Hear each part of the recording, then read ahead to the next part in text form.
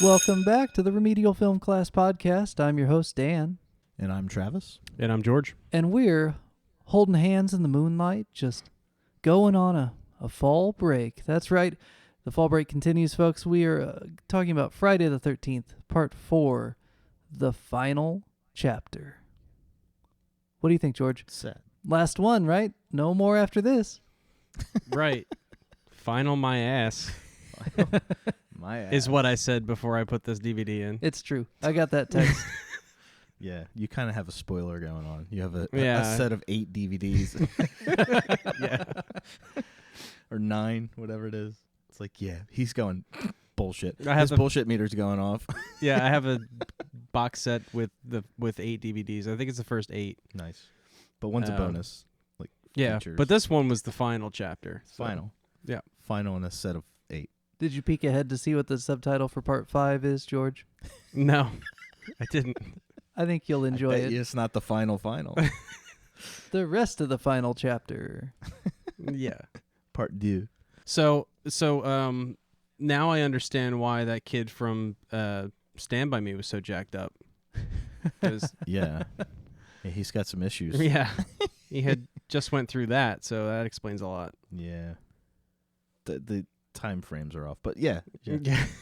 Whatever. So initial impression, George, are we back into the groove of your Part 1 and your Part 2, or are we still off on an island of craptastic storytelling from Part 3? This one was better. It wasn't as bad as Part 3.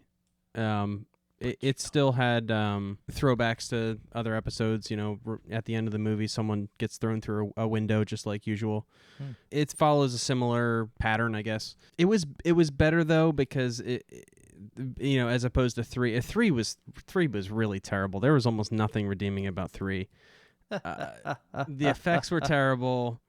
He's doing this on purpose. He's trolling me, but it's fine. We're gonna. No, 3 was really bad. He's trolling He's talking you, about me like I'm not in the room. trolling you with facts, Travis. It's No, just facts. it's just what I felt. This is just what I felt when I watched it. The effects were really bad. The tropes were like so tropey, and you know the studio involvement just they made weren't it. tropes then. Actually, I think it was really bad. I think by 82 they were tropes, and that was part of the problem. Yeah, but in this one, you still had cool, unique kind of kills, like you know, a knife coming through a projector screen from behind, or you know, and then you know the slide down the projector screen with the blood trailing. There were cool, kind of original kills. I really like the kill of the first twin, when you really don't see anything except for the lightning strikes and you see the shadow on the wall. Yeah, that was old really theater cool. trick. Yeah, that was cool. I think this is probably why. Like I already explained why I like 3, but I look at 4 as the redo. Like Of 3. Yeah, like they got the right people to do 4 that should have done 3. Like I personally know that the Part 3 was supposed to take place in a hospital. They were supposed to begin it with the Amy Steele character from 2 in a hospital, but it was too similar to Halloween 2, which you haven't seen, but it's very similar premise. So they didn't do that. They went ahead and just did what they did. So then this movie, setting-wise, feels the same. The same setups, the same, just it's not at the camp, but everything's pretty much the same, but it's done way better. And there's no introduction of the mask because it's already there. But it's just like, now we have Savini back, so we're going to do it right. We're going to do the effects right. We're going to have a Jason who's a badass, and he's just brutal. And we're going to have, you know, better acting. And so they did. It was like a do-over. Yeah. So that's why I think people love 4 over 3, because it's a way better movie. But That's a big part of it. Yep. Nope. I agree with that part. They got a do-over, basically. It was like a second chance. And they didn't bother with 3D. I mean, that helps. Right. Keep it on That's true. it on the screen, boys.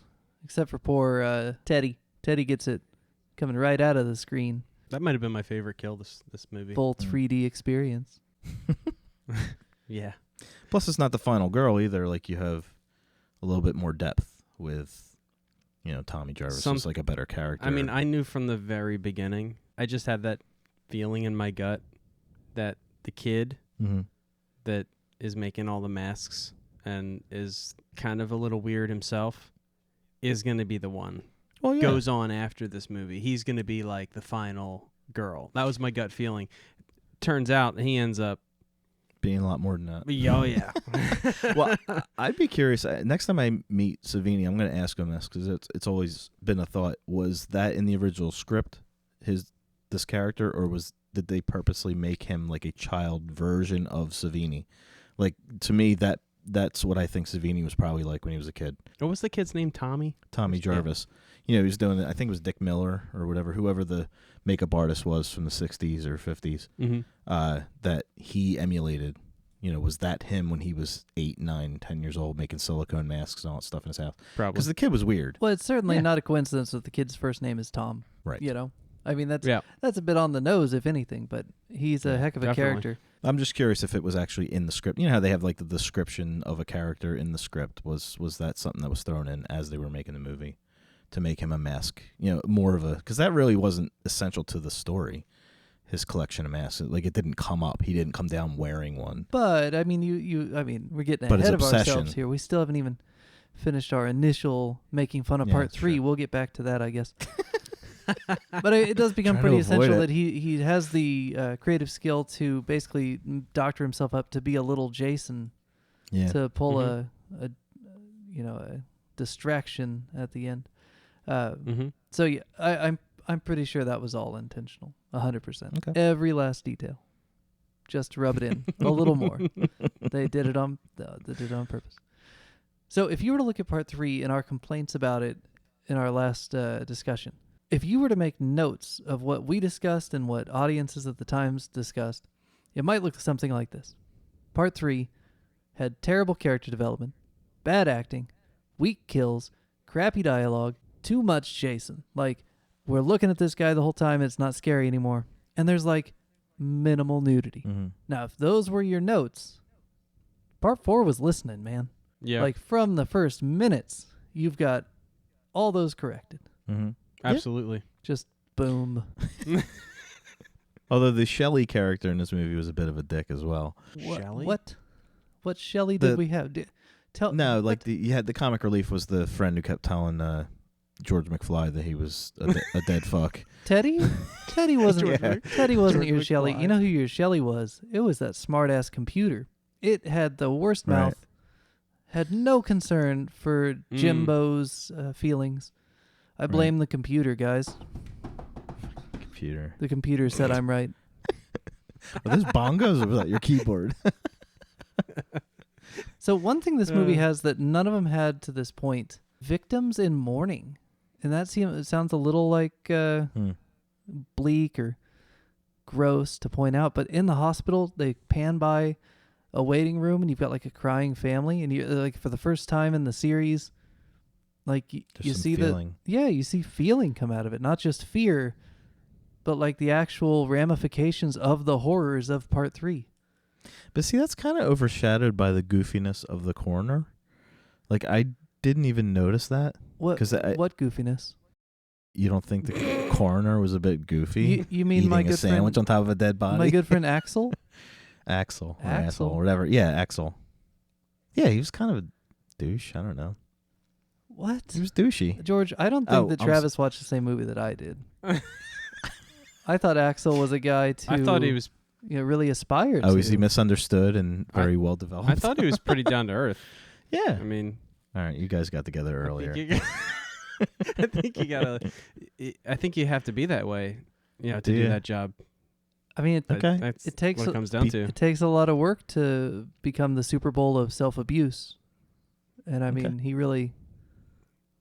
got there. Yeah, he's kind of a douche. No, I kind of agree with you. He's hashtagging me too in that chick. Oh my god! While he's eating a meatball sandwich on top of a dead body, that hand keeps falling out. Like, it's just why so does the douchey. hand keep falling out? Like, dude, get control of the hand, man. Get control of the hand. Again, like, another Friday trope. Jump scares, like they used the same jump scare twice, and it worked. and it got you twice. Only got you twice. I love that. Although the second one was funny. They really are getting back to that Frankenstein thing a little more than ever in part 3. I mean, part 3 has the lumbering Frankenstein, but Jason under a sheet with his hand popping out is about as universal monster as they're going to get for a while. Mm-hmm.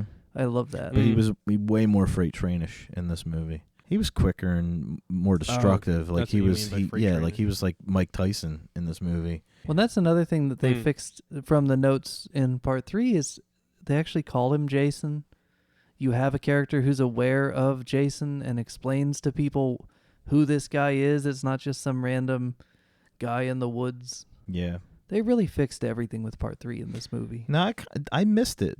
Did Jason have a reaction to Tommy's mother, how she kind of looked like Pamela Voorhees a little bit? We never didn't saw see that. Jason.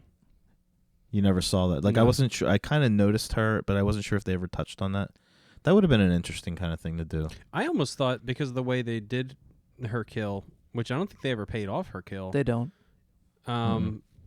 It was, because it was almost like the camp owner from the first one. Yeah. Where it's POV. It's from the point of view, but you don't really even you're not even sure if she dies, to be honest with you. It was really, really vague. So I thought maybe she was going to come back in some way to help or something, or I don't know.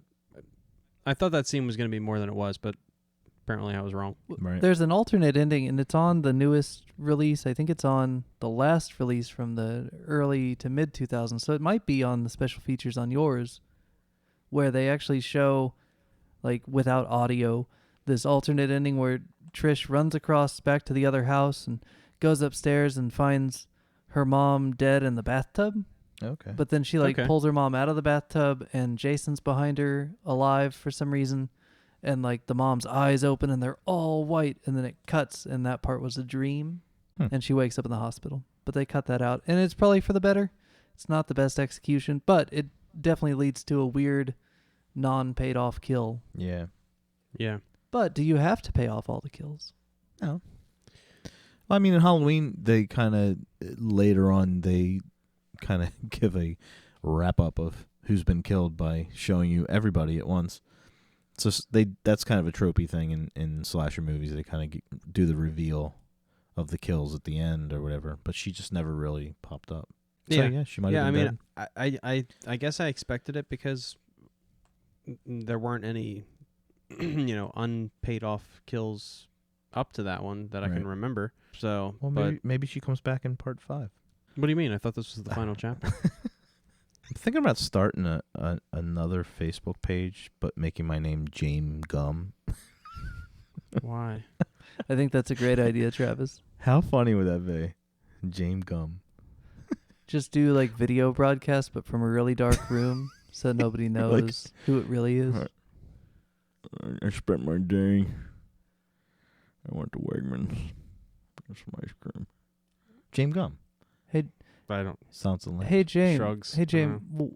Can you answer, James? Are you there, man?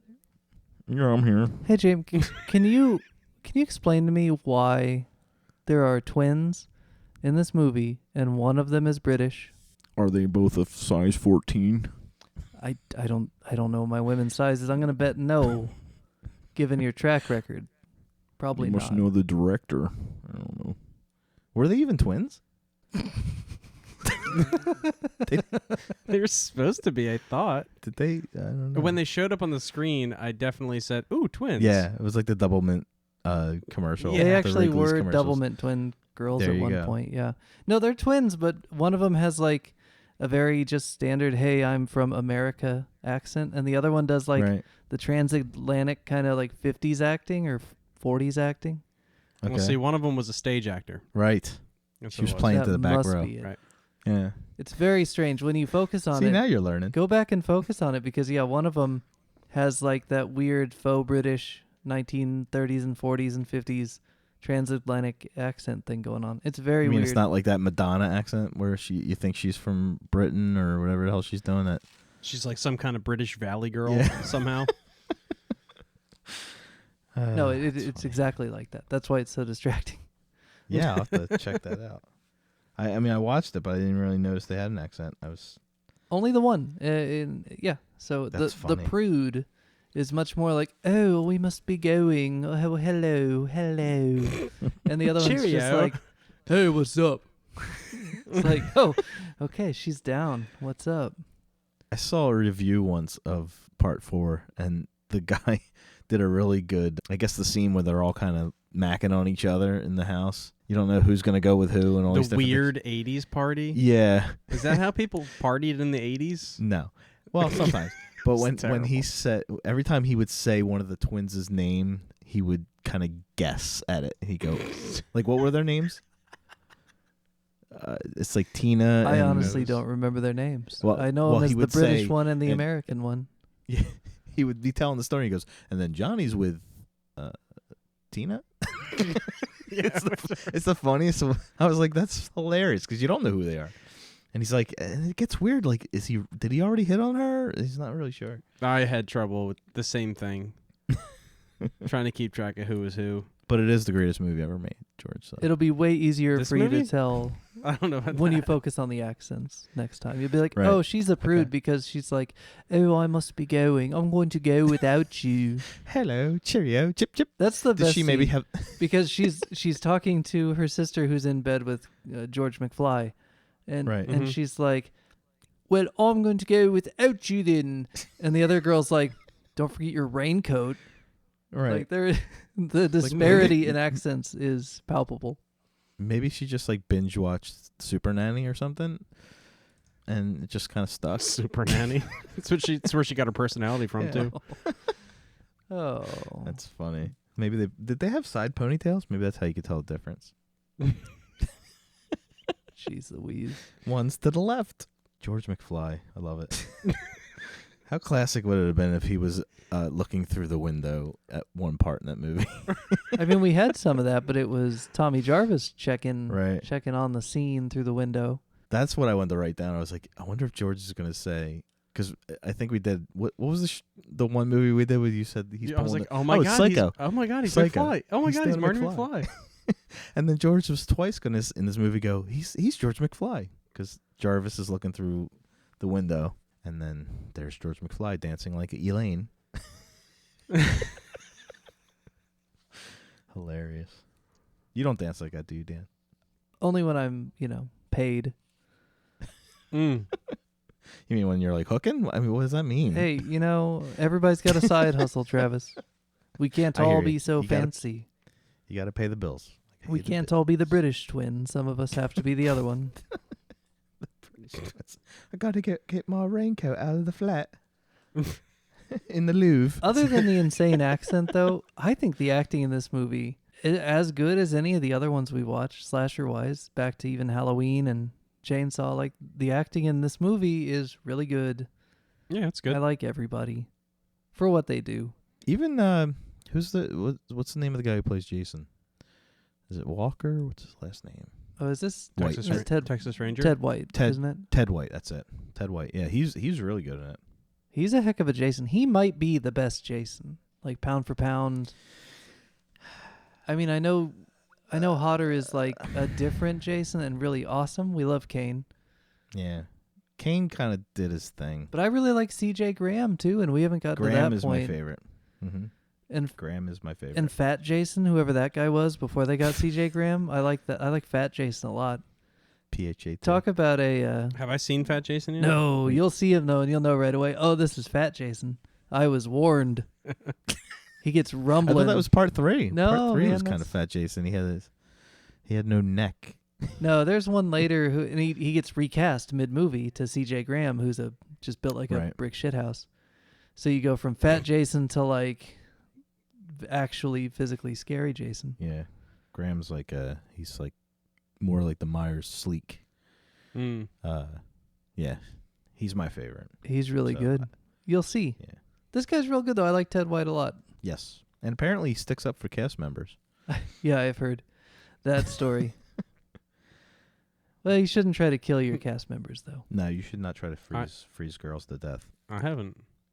Oh, one of the cast members were forced to do long shoots in the water, and they filmed in fall, winter time, and basically White said, if you don't take her out of the water, I'm walking. Wow. Yeah. So I didn't know that. he's like, out? You don't get a lot of like Jason standing up for the counselors in these movies. No. To be fair, these aren't counselors. These are just people looking for love. Yeah, they were just, again, a group of people that really didn't seem like they should be together. I don't know, man. I got the They vibe seemed that like it just met on the road. these could have all been like, friends of friends. You get the impression they're in Right. high school from the way they talk about reputations and stuff. Right. But, just looking for a weekend away, and I don't know. It's less disparate than the weird 40-year-old stoner mixed in with the pregnant couple mixed in with the guy that nobody can stand. It's true. Or the 47-year-old boyfriend. Or, Rick. Like Rick. Damn it, Rick. There is something about the victims being camp counselors that I miss in 3 and 4. Okay. Why is that? Go on. I don't know. I just like the camp counselor bit, Yeah. That was a... the dynamic. That's a good way to get a bunch of different kind of people Mhm. together and have a good excuse for why they're all here. And also, camp counselors have that reputation for slacking off. Yes. So, What's funny is we're now in movie 4, the final chapter. Last Final one. chapter. No more. and the whole story revolves around a camp. But we haven't really seen any kids in the camp. No. So it's like, you think to yourself, like, what would Jason do during the season of a camp? Like, these are always off season, or, counselors are up there for orientation or whatever. They haven't actually done one with a functioning camp with counselors. That would be They interesting. never get to that point. Interesting. You could lean outside the franchise and go more toward like The Burning or Sleepaway Camp. I think it's a Yeah. pretty functional camp, much to But its Jason own detriment. himself, I like to see him in that environment, because again, he's a 6-year-old, 7-year-old child in the body of a 8-foot gorilla. Do you think he would try to join in with the kids I don't know. in their arts and crafts? We kind of touched on it with Myers. Like, he was almost lenient towards kids. He didn't look at them as victim material. Like, he kind of would have gone around the child to get to the. So I wonder where Jason would be in that situation. Well, to present a point and a counterpoint to your statement, in this movie, he does have the opportunity to go after either Tommy or Trish, and he does make the decision to go after Trish Right. without much hesitation. So you might get your answer there. Right. However, counterpoint, I think you got your Michael mixed in with our Jason here.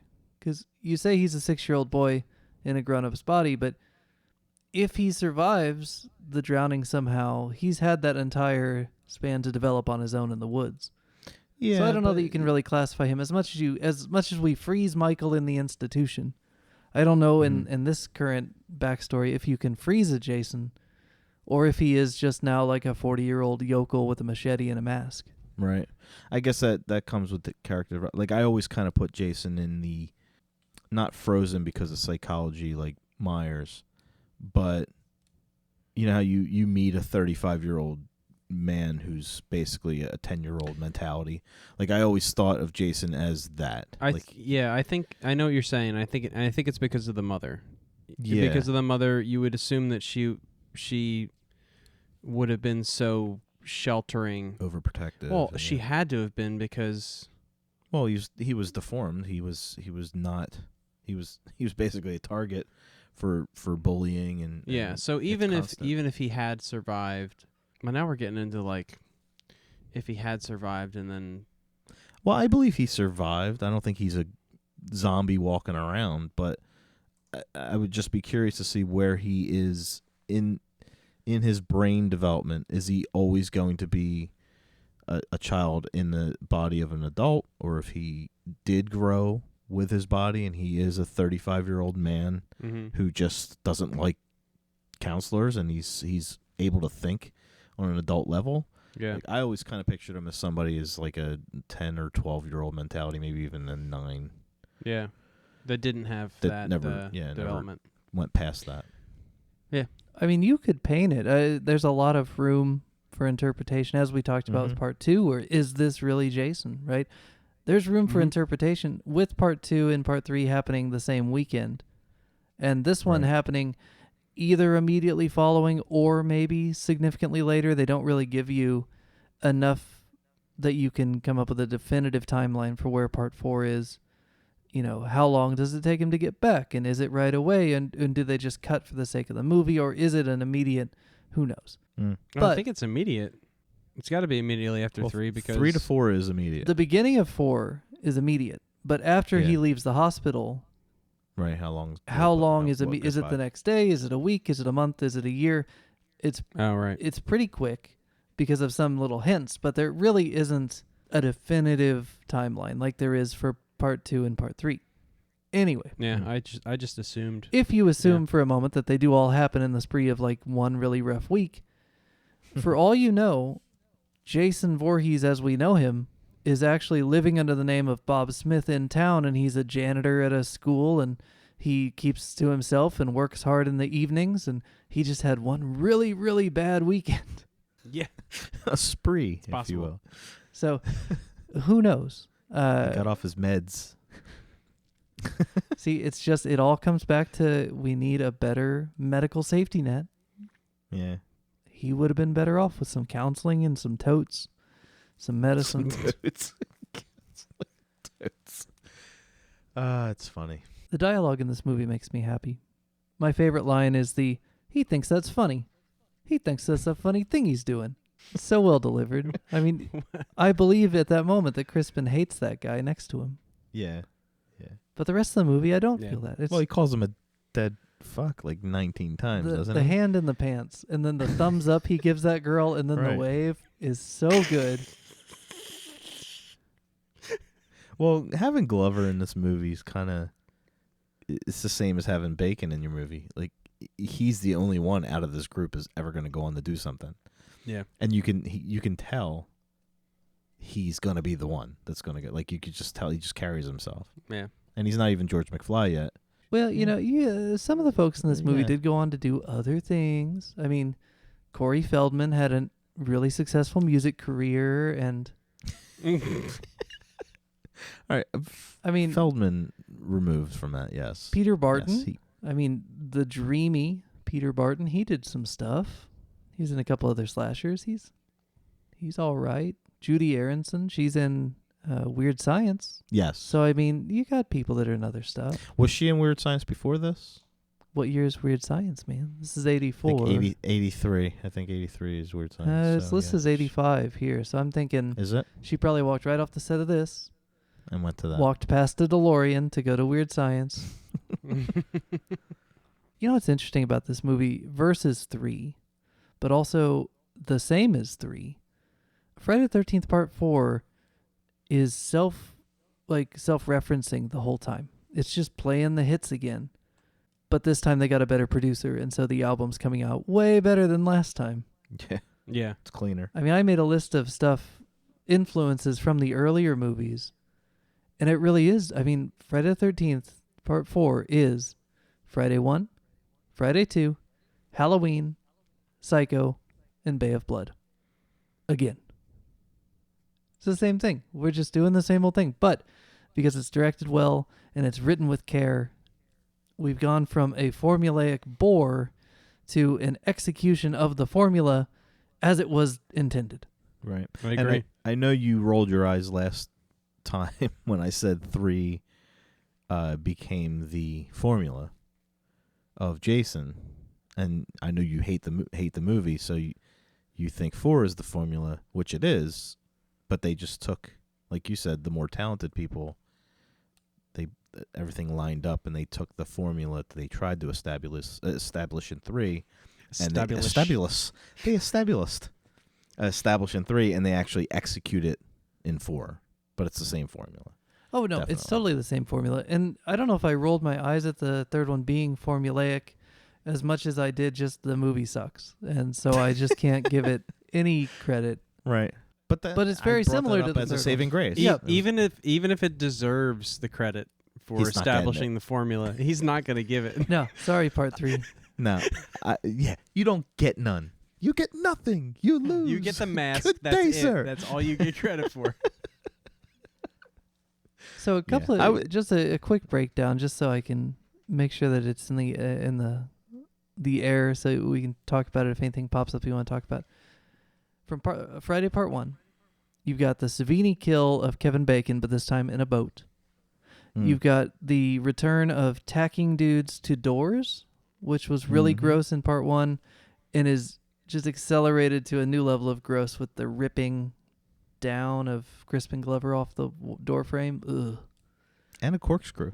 You get the subjective axe kill, but this time it's through a door instead of in the bathroom, which is kind of fun. Not as graphic as the Part 1, though. That one still wins. Ooh, yuck.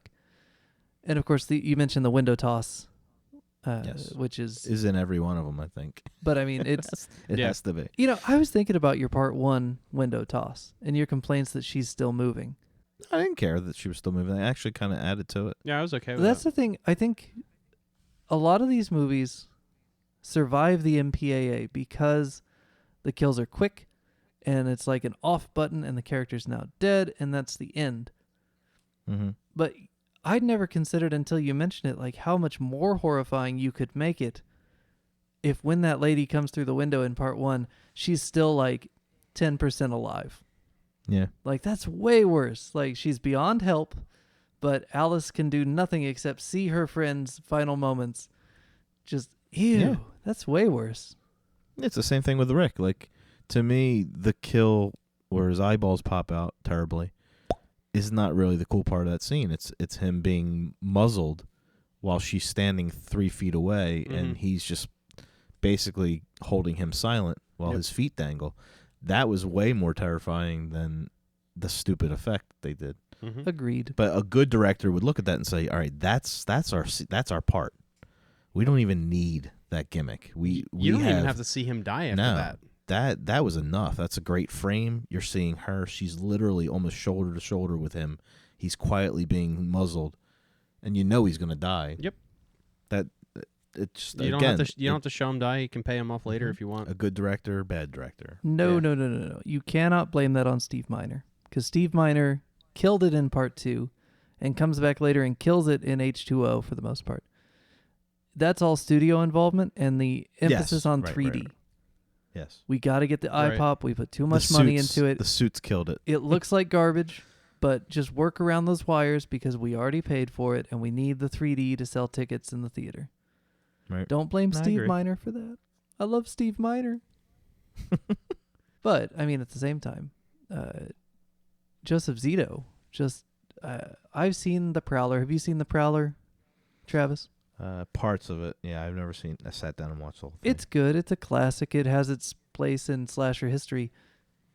But it did not give me any indication that we were going to get this out of him. I mean, he goes above and beyond in his execution of Part 4. Like, I think Well, it very probably well helped to directed. have Tom Savini on set. Like, Tom Savini's already director level Right. at that point. So they probably collaborated on a lot of things. So one thing with Part 4 that I think, I mentioned it briefly earlier, we don't see a lot of Jason until we get to the third act. And it's very similar to what they did in Part 2. But this time it almost feels more like Part 1. they're mixing Part 1 with a little bit more Halloween, but not in the, ooh, we're showing you Michael all the time and isn't he scary thing, which works with Michael for some reason, but I just don't dig it when I see Jason all the time.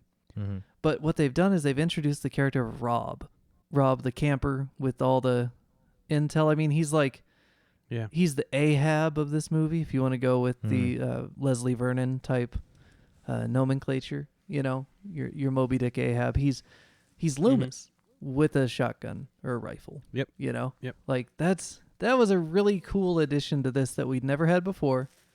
Outside of like You're Doomed guys, right? Now we finally got an actual Loomis. He's armed to the teeth. He's trained. He's built like an athlete, right? Like, he's a tough dude. Turns out he's not so good at the hand-to-hand combat, but you know, some would say he's not the best at line delivery. My buddies still make fun of the he's killing me line. They don't like that one. Fred, my buddy Fred, hates that line. Fred, you. It's a good line. Well, it's I looked at it as reminiscent of in Jaws when Shaw is talking, like he's talking during the kill. Like it does seem weird, but you don't know what you would do, like when you're getting eaten by a shark. And it's the same thing when Jason's like him yelling that. It seems weird, but you just I don't know. It seemed kind of right with that character. I dig it on paper. I don't know that I love the execution. I don't know that I'm gonna like 5-star on Yelp the execution of that kill. Right. But I love the idea that it is so horrific because you're drawing it in yourself, right? We've talked about that a number of times on this show, that like the brain can really draw something more horrific than you can see. Yeah, fill in the blanks. But they just, I don't know if you see too much of it to be that scary. I don't know. There's something wrong in that scene. Like they could have done that better. And I just don't know how to fix it. I don't know what it is about the scene that doesn't work, but I can tell you in general, could have been better. They should have referred to the scene of Jack being killed in Werewolf in London, where he's being mauled. You can hear him yelling to Jack. Yeah. Like he's yelling while he's being. Yeah, he's like, I'm being mauled. Yeah, and it wasn't weird at all. Even though he wasn't screaming that, but he was screaming stuff. He was screaming, I'm being mauled. Help me! I'm being mauled. I wonder if it is just that line. It's just a minor flesh wound. He's killing me because it's so early in the exchange. Like he's been hit like once at this point. Like you're really rounding down here, Rob. Like couldn't you give a little bit more?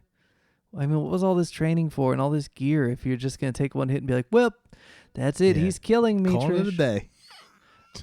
I wonder if you could redub. You're killing me, Smalls. It probably wouldn't take that much work to cut the audio out and then just replace it with someone yelling, Gargle. just yelling, just etc. Right? See, the thing was, he was a Jason expert, and so he knew that once he was in that situation, he knew because he knows about Jason. True. That's his expertise. He's like, oh, I'm in this position now. This is where I die. I think that's fair. I think you're onto it, George. See, that's why we keep George around. This is how it goes down. Yep. He had a Ripley moment. And and he used his last moments to inform everyone around him what was about to happen. Like, I'm occupying him. Get the fuck out. And I'm dying. Well, he did tell her to leave. For you. I'm dying for you. This is happening so you can get away. Yes. I'm a sacrificial lamb. Captain Obvious sacrificial lamb. Yeah. I think that a movie just with him hunting Jason and Jason hunting him would have been good. Called The Dangerous Game. You know, is that a movie? I think it was a book. I think George is gonna like my buddy Creighton Duke. Yeah. But we'll have to wait to get to that for a few more weeks. Now we're talking about the hitchhiker character, right? Yeah, man. Rob. Now No, he's not a hitchhiker. The hitchiker's the chick with the sign who eats a banana poorly. Oh, yeah. No. Didn't they pick him up? He helped them fix their car. Okay. But would you still bring him home? I don't know that I like the part where he runs up unsupervised into the boys' bedroom. Yeah, that doesn't play in a modern setting. But apparently he's related to a victim from the first movie. He is the brother of the girl that gets shish kebabbed. Okay. Supposedly. She gets the old Bay of Blood, the old Mario Bava right through the middle bits. I liked it better when Bava did it. It was better when Bava did it. Did you guys notice the use of light as a like piercing through the dark kind of thing? More Halloween than Friday the 13th, but they did it a lot toward the middle of this movie. A lot of flashlights in dark houses. Mm-hmm. Yeah. Added a lot of atmosphere the movies hadn't had to this point. I really dug it. Mm-hmm. Well, it kind of had that. I mean, that's kind of. I don't know if it's a film school thing, but flashlights add suspense. I remember in Aliens, and even in Predator 2, like that scene with the flashlight, like it totally builds suspense. I don't know if it causes like confinement or whatever, but it just definitely, once you darken a room and you add flashlights, it just ups the game a bit. And I not think. just in movies, like in Yeah, real life. In real life too. Yeah. Like I don't even want to turn on a flashlight. Scares the shit out of me. I don't. My brother always brings up the scene in I Am Legend. Did you see I Am Legend? Yeah, a long time ago. Where that scene where his dog runs into the building and he's got to walk through the corridors that are dark, and he's got his flashlight and he's kind of like shining it really fast in every room to find his dog because he knows the vampires are in there, Right. and he doesn't want to wake them. Right. And then he comes upon that room where they're all standing, and he's just like, I mean, it's all done in flashlight. The whole scene. Yeah, it's been a long time. It's good stuff. I don't even remember that scene. I'm gonna watch that again. It's very tense. I'm sure. Yeah, because he's covered in the flashlight, and he's just kind of strobing it to see. Yeah. It's good. Mhm. It's good shit. And then he has to shave his head to look like a vampire and be like, "Hey, vampire, I'm over here." Let me hack your head off. It's not even off, man. It's like in No. half. Ew. He was supposed to hack it off. They chose not to do that, but he Are was going to we- decapitate him at the end of the scene. Are we talking about Jason Yeah, again? we're talking about the Tommy Jarvis. Tommy J. So, Tommy J was supposed to decapitate. Yeah. Savini came back to end Jason, and then they decided, let's not cut his head off in case we want to make another. I mean, it is the final chapter, Travis. It's the final chapter, right? At the time, it was the last one. I am the last one. I really dig that final scene, though. The way that they mirror the Pamela kill, but like make it so much worse. Like Mhm. hard to watch. Ugh, gross. And the animatronic head on the slide down on the machete, and you see his eyebrows go. What'd you think of that, George? How'd that effect land? Oh, I liked it. That's so Tom Savini. Yeah, that was Like, really good. jeez. Well, the hand alone is nasty. Oh, the when hand takes when he the catches machete it to in the the fingers. middle. Ugh. Ugh. Ugh. That's just Savini saying, all the I can do this if you want me to. all I the can do this." effects, all the effects in this movie are great. Yeah. Like George McFly getting a hatchet to the face was awesome. Straight out of Bay of Blood, though. Now that you've seen that movie, Yes, yeah, you're right. It just everything, and especially Jason's hand getting split Mhm. basically in two.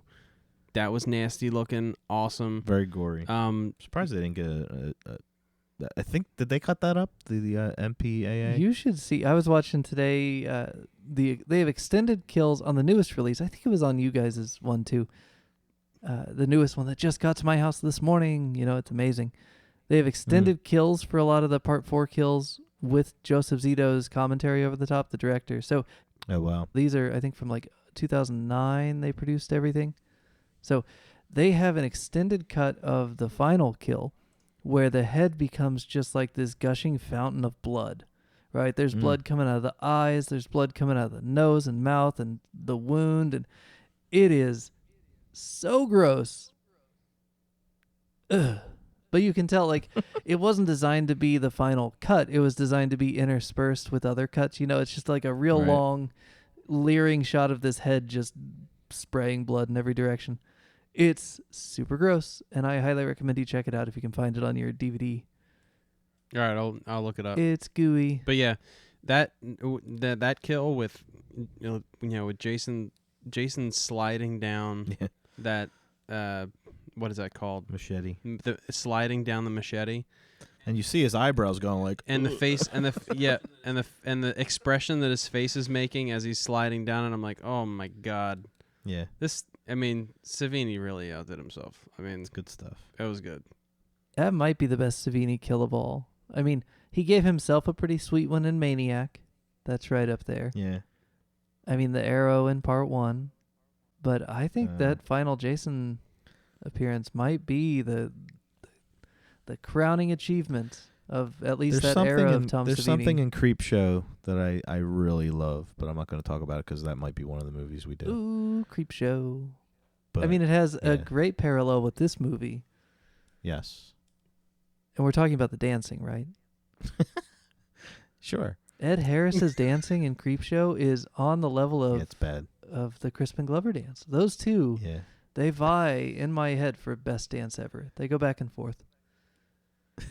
Both great. Wait, oh my God, it is Ed Harris. Holy shit. Oh, his dance in that movie. I mean, I didn't know about Ed Harris till The Rock. right? So Right. Oh, wow. my understanding of Ed Harris as a kid was he's that bad A awesome army guy from The Rock. Right. And then I go back and see Creepshow later, and it's just like, oh, this guy's got range. Wow. Yeah. That's funny because that kind of shows like we're 10 years apart. So, I mean, Ed Harris has been around a long time. So, yeah. I'm sitting there going, oh, shit, they got Ed Harris for The Rock. That's so funny. That's funny. Hey, George, have you ever seen A History of Violence? No. Oh, that's going on the list. Thinking of Ed Harris. You just got the list. You just made the list. So good. I don't know if I've told you guys this, but Friday the 13th Part 4 is my favorite. Besides maybe Part 2, this is my favorite. This is my wheelhouse here. I love this movie. I might have mentioned it. I just thought I'd bring it up again. Yeah, you did. Yeah. Did you guys notice that they did a shower scene again? Like, here come the studio bosses. Hey You guys, gotta have the if shower you're gonna scene. do a Shower slasher movie, you gotta have a shower scene. So they turn it on their head and they make Peter Barton your shower victim. They make it the dude Yeah. this time. And it's freaking horrifying. Like, Yeah, glass doors scare me. that crunch on the tile. Yeah. Like, that's one of those effects that just makes me I've seen it 100 times. Every time. It's just like, oh, no. See, I wonder if the shower scene has become like the way that these studios get some of these girls to do nude scenes that aren't sex scenes. And I think that's why there's so many of them in these movies, because it's they know that sells tickets. They know they have these, it's in the script, and it's a lot easier to get an actress to do a shower scene than it is to do a sex scene. Or a skinny dipping scene. Yeah, skinny dipping. So I'm wondering if they do that on purpose, like they put it in the story on purpose just to get their quota of nudity. This without movie having sex scenes. This movie has a ton of nudity, but they go pretty even keel with the dudes for a little bit. You got skinny dipping dude. You got Peter Barton in the shower dude. Like, it's almost 1-to-1. Naked girl to naked guy. That's progress for some. It's nothing that I really look for. The I'm not sitting there going, where's the equality on this? The equality of nudity in slasher movies. I've seen Kevin Bacon's schlong way too many times, so he's... Dan, that could be your thesis for when you get your PhD in slasher movies. Get a There little you go. nudity equality for all. Yeah, nudity equality in the American slasher movie.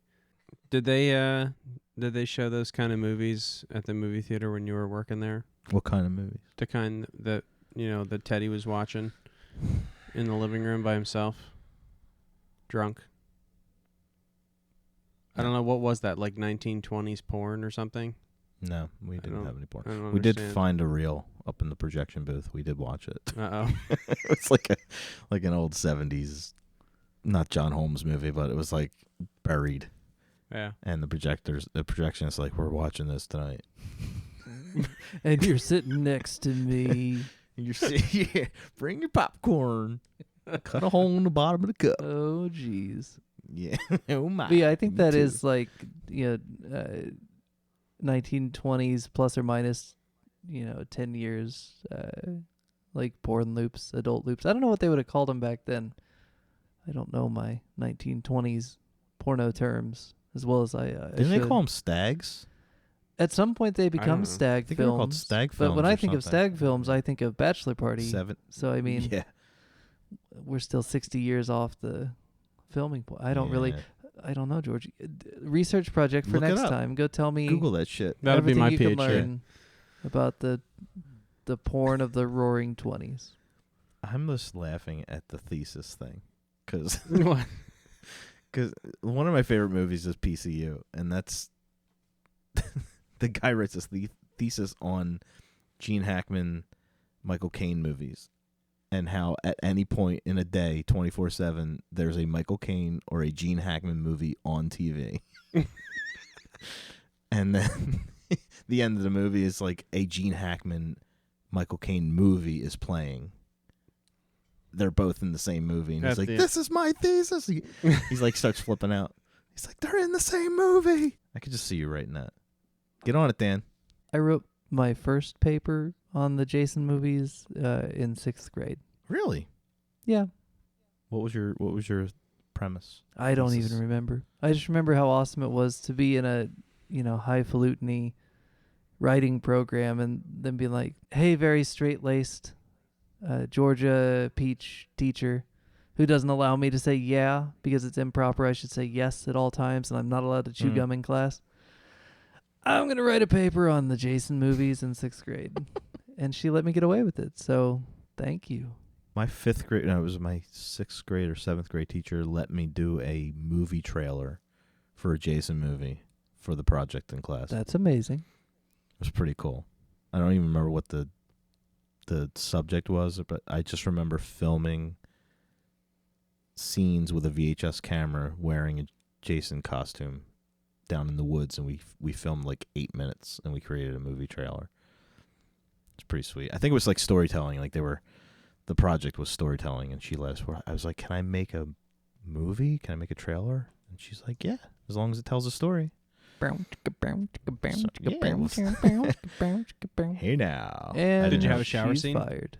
No, she's fired. No, I did not have a shower scene. No, okay. I did have a drowning scene though, which was pretty cool. We Ooh.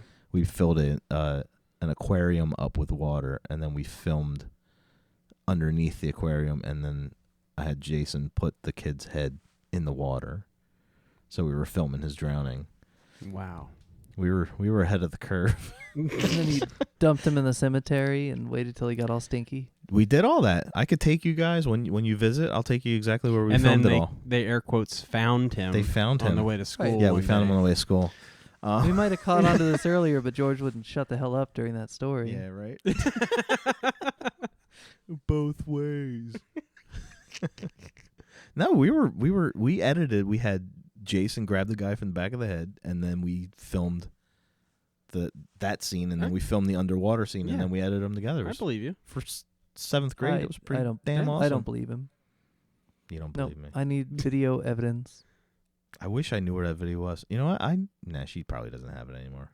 Maybe Carl Fullerton. He might have it in his personal collection. I say that because I finally today got to watch the extended kills from part 2. They were on that DVD set that came today, and it was the first thing I did was I popped in the extended kills. I told you for years I've been waiting because I knew they existed, but I'd never seen them. Let me tell you guys, they're pretty fucking gross. Nice. It's amazing. There's some really good stuff there. Some of it is just acting. Like that, you can just tell the MPAA at that point was like, yeah, we don't like to see people die slowly. And so it is just a lot of like really good death acting on the cutting room floor, which is too bad because it's pretty good. But then the Alice kill is extended in a way that's just like, whoa. Like I did not see that Really? coming, and it's good. And then the kill in the bed, the shish kebab kill, has another shot or two that it's grisly, man. It's really gross. And it's not necessarily the effects are gross. It's like the acting around the effects are really... Is that the scene where while she's stabbed, she's still kind of doing it? No, that's Bay of Blood. Bay of Blood, Okay. she's still... And that's in... I mean, she's still wriggling around in kind of a gross way. Ew. That's kind of weird. No, I think she was in the Jason movie too. Yeah, I think we they kind talked of about paid that. homage to that. No, Yeah. they were already done. That was the whole weird thing, was that in the Jason... In part 2, it's after they've, ceased the activities and are then in kind of a post-activity situation. The go get me a beer activity. Right. The go get me a beer in this case is, get hey, me a beer. I'm just going to lay here and get you killed by Jason because I don't see him Yeah. coming. So, George, you haven't seen Halloween 2 yet, but we'll resolve that here relatively soon. But you need to Okay. be aware that the first bit of this movie, from like the barn up until really the end of the hospital scene, is very much, if not an homage to Halloween 2, it's very much like we see you, Mm-hmm. we know what you did, and we just outdid everything you did, and it only took us 10 minutes. It's really kind of Okay. It's kind of cool. Mm. It's related to... I don't know if Travis agrees, but There's a couple of different ways that these movies tend to interact, right? One of them is blatant ripoff, right? Usually that happens internationally, like over borders. They rip off us, we rip off them, and nobody ever Mhm. gets caught because nobody's watching both movies simultaneously. Right. Then there's another way to do it, which is like your straight homage, which is, I've adapted parts of Psycho and parts of these other movies and mixed them together, and it's my own formula, like a Friday the 13th Part 1. Right. But there's another thing that starts to happen when you've got a ton of slasher movies coming out one after the other after the other. Same thing happens in Italy after Bird, when it's just one after the other coming out. Movies start to kind of show each other up directly. It's like very much the you guys have seen the Prince video playing the solo over While My Guitar Gently Weeps. Do you know what I'm talking about? Yeah. He makes that face at one point at the guitar player that took the Clapton parts from him and was just like, yeah, you can just have a solo at the end. I'm going to play the Clapton parts. I'm going to play the Clapton parts. Where Prince is looking at him and like, oh, how you like these notes, mother. Like, he murders a man on stage with his eyes while also murdering his reputation with Prince's notes. Like, Prince is double killing that guy simultaneously. These movies start to do that too in a way where it's just like, hey, I see your hospital and your creepy EMT and I raise you hacksaw, twisty head, and aerobic butt video. Like, I still don't know what that movie was that he was watching. That's Aerobics iconic. are weird. Yeah, it's iconic 80s televised aerobics like people watch. I really doubt that in particular was off any local TV broadcast. I'm trying to remember if it... There's a lot of aerobics in these movies in the early 80s. I watched one today, Nightmare City, Umberto Lindsay, zombies that run and have axes and guns. Like, it really breaks a lot of rules, but it's fun. Right. It's a really fun movie, but like 20 minutes in, the zombies arrive at a TV station during a taping of an aerobics episode. So it's like all these 80s cliches. They just were huge 80s They thing, were actually doing aerobics. They weren't just bouncing their butts in a circle. I really don't think that's aerobics, guys. No, it's softcore, but it was famous back then. It's kind of stuff you tried to get on Prism. Prism was an old channel. Yeah. Philadelphia Cinemax version. I guess a Philadelphia version of HBO. Like, it was just kind of local. Okay. Did you have to walk uphill both ways to get to Prism? No, just uphill. Okay. But if you didn't have Prism, that's where all the Flyers games were played. But it was a pay channel. But if you put the cable channel just the right spot and played with the tracking, you could kind of see what was going on. Gotcha. So, yeah, there's stuff on there you're not supposed to see. Gotcha. That's where the aerobics were. I don't... That's really what? The aerobics were. Oh, okay. I don't think the aerobics in this movie are real aerobics, but it makes Axel happy. Apparently, the woman in that video ends up being in a future Friday movie. I've heard that. I've never confirmed it beyond people saying it in like documentaries and stuff. I think it's part 6. It's really interesting. Kind of weird. It's all very weird. Everything, basically everything in this movie until they get back to until they cut to the station wagon full of dumb kids. All very weird up front. The nurse Axel dynamic, weird. Axel in general, weird. It's very weird. It's funny, it's entertaining, but you could not have sustained that for an hour and a half. I'm glad they moved on quickly. I didn't even look at that as an homage and or an FU to Halloween 2. It just it didn't seem similar enough to me. Now, if somebody was drowned in a hot tub and like if they did the scalpel stuff, like if they did those kind of things, I would be like, okay. You mean if the Friday films had also ripped off Kills from Deep Red, you would have been like, oh, hey, now we're doing Halloween 2. Yeah, I don't think they would have known they were ripping off Deep Red. I think they would have thought they were ripping off Halloween. Maybe. You know what I'm saying? But, it's that whole vibe. I mean, George, we'll just have to put a pin in this conversation until George has seen it so he can side with me and piss you off, Travis. But we'll wait until we get to Halloween 2. But just to put a pin in it, George, Friday 4, Halloween 2. Little connection up front. You got it. What else is there to say about Friday 4? That guy gets a spear gun in the junk, and then he gets lifted up by his junk, and then he has the spear gun shot up through his insides from the junk entry. Yeah. Like that's pretty awesome. Would you want it any other I mean, way? that's what he gets for putting his hat on the American twin and being like, "Hey, American twin, I know that you're the more open-minded of the two." And she's like, "Hello, piss off." No, she's like, "Hey, She's trying to she's like, "Hey, pretend what's to be her up? sister. I really like your hat. I think Yeah. you should put it on my head." Very strange. I did not even. I gotta go back and check that accent. I out. don't think that skinny dipping angrily is really a great exit from any scene. Do you guys think that's a little weird that Anger and skinny dipping should not ever mix. Samantha is just like, "Oh, hey, I'm mad at you, so I'm going to go get naked and swim naked alone in the what?"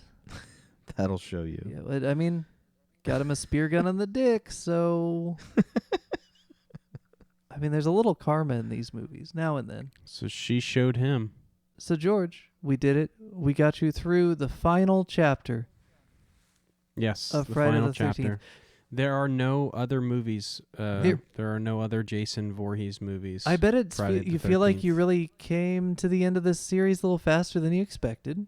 You could say that. I mean, you really like Premature. the boyfriend of Judith Myers your way through these Yes. movies. I mean, I did. we're only halfway done and you're already done.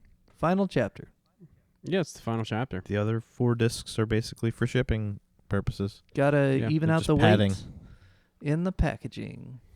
It's 4 DVDs of extended kills. It's a lot of special features. Yes. That's what it is. All extras. Yeah. It's extras. So where do we go from Commentary. here, George? What do you estimate you're in for with the next movie? Tell me where if you were making the series, where would you take it after the final chapter? Oh, that's a good question. where Where do you would I think it's take it? going? Yeah, what would you do Where with do it we go from here? after seeing what you saw? Well, I mean, what's his name? Tommy. Seems a little weird. Like he could snap. I think that's what they were kind of trying to tell you. Mm-hmm. Right? Mhm. I don't know. I think I have no idea. It's like every time you think Jason's dead, he's not. So I don't know. I think little Tommy might take up the mantle. Interesting. Am I close? Interesting. That is kind of interesting.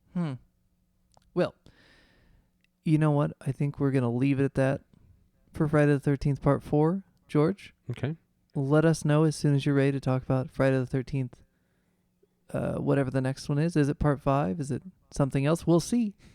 Probably once you look at the writing on the disc. But whatever happens, we're very excited to go through it with you. I have a feeling that it's gonna suck. I give you my Wow. assurance that I actually actively like Part 5. All right, cool. Or whatever it's called. I do too. All right. So next week, same bad time, same bad channel. I think so. Will our dynamic duo see another movie? Find out next week. Thank you for joining us again on the Remedial Film Class Podcast. You can find us on Facebook at facebook.com/remedialfilmpod. You can find us on Twitter and Instagram at remedialfilmpod. And you can email us at remedialfilmpod@gmail.com. We'll see you back here for Friday the 13th, Part 5, The New Beginning. Sort of.